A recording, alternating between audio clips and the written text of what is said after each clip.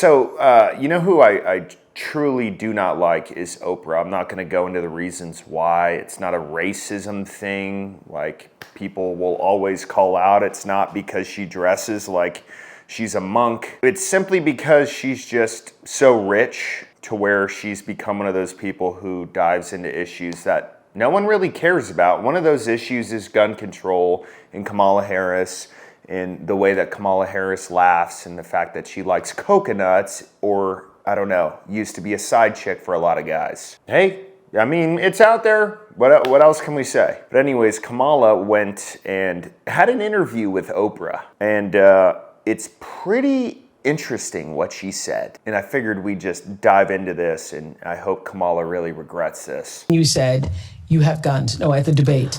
I'm a gun owner. Tim Walz is a gun. I did not know that. If somebody breaks in my house, they're getting shot. Yes. I hear that. Probably should not have said that. But my staff will deal with that later. Okay, guys, so she's talking like she's black again because she's got a predominantly black audience. But then when she's talking to white people, she sounds like she's, I don't know, working at Wall Street. You better thank a union member for the 5-day work week.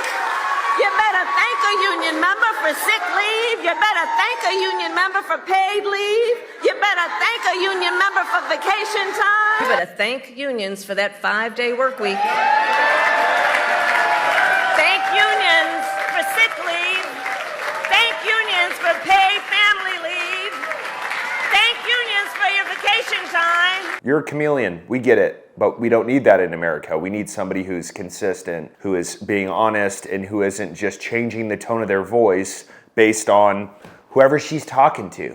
I mean, can y'all imagine if I went, I don't know, and gave a speech about why gun control is crap to some predominantly black college, and I went up there and I was like, yo, feel me, dog? What's going on, guys? We went down to the block and did a bunch of shit. No, dude, I don't even know if that sounds right. Be yourself, Kamala. You're disrespecting black people when you do that. You realize that, right? And they're noticing, but continue. Let's all agree that the trauma, so many children, even those who have not directly experienced the tragedy.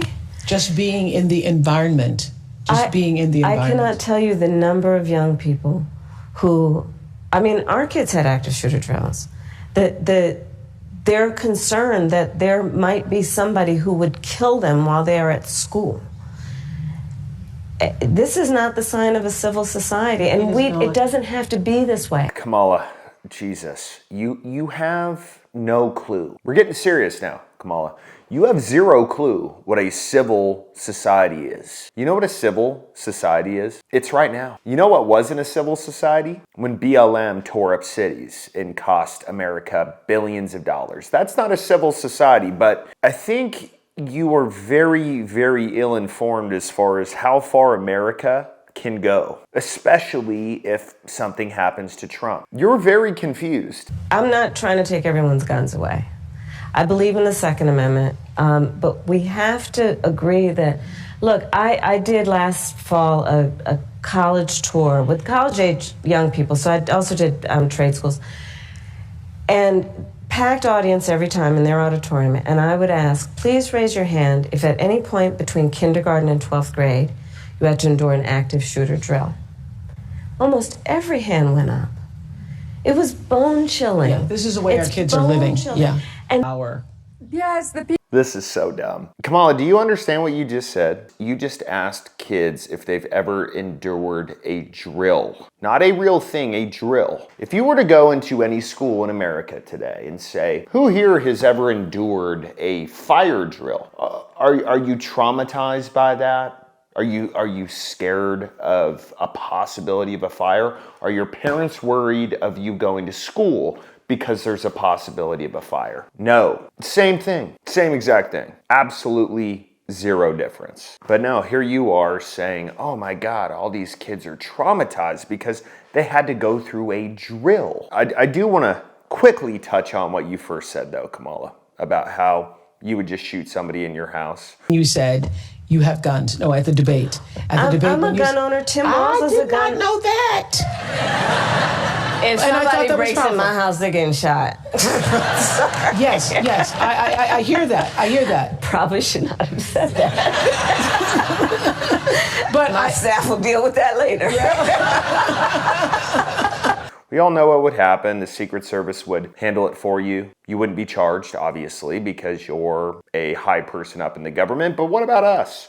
Where is our Secret Service? Where is our team to just clean up the mess? This is honestly the perfect reason why I've partnered with Attorneys on Retainer and why I promote them. If you have a self-defense incident, they have a 24/7 hotline. You call in, you have attorney-client privilege. That's huge, because if you don't have that, like some of these other insurance companies out there, they can subpoena that call and use it against you in court. They cover your bail hearing, your bail, everything up and until the trial. At the trial, they cover expert witnesses, all the costs involved with it. And if you take a deal or you lose for some reason, they're not asking for their money back like some of these other insurance companies have in their contracts. I doubt most of us want to pay back $200,000 if we lose a case. So we're giving you $50 off your individual sign up. There's a link and code below the video. We are not Kamala Harris. We will never have the protection that Kamala Harris has, but what we do have is Attorneys on Retainer, and I gotta tell you, it's honestly one of the most important things that I pay money into every month.